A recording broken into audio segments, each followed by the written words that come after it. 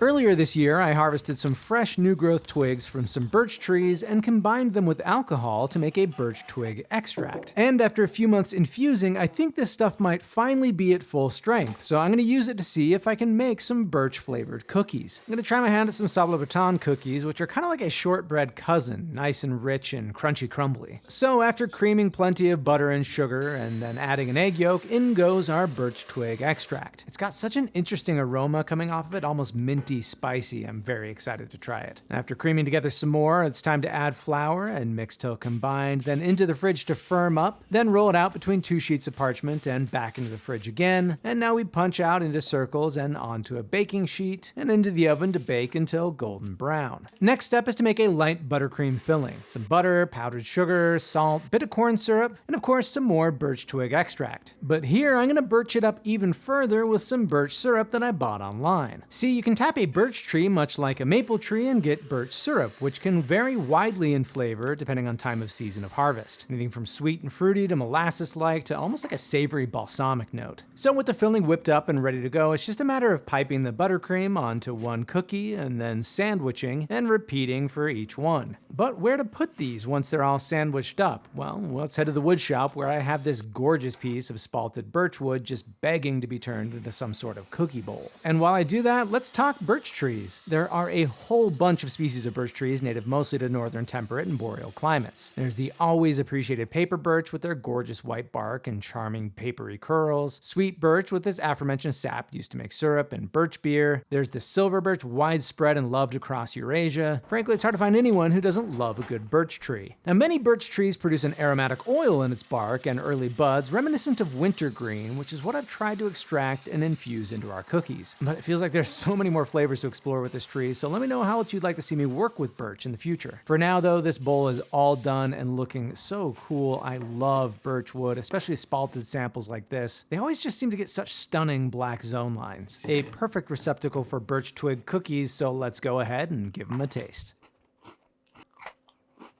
Ooh, birchy.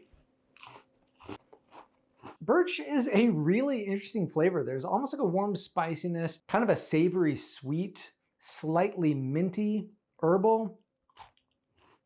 I really like these. Birch-tastic.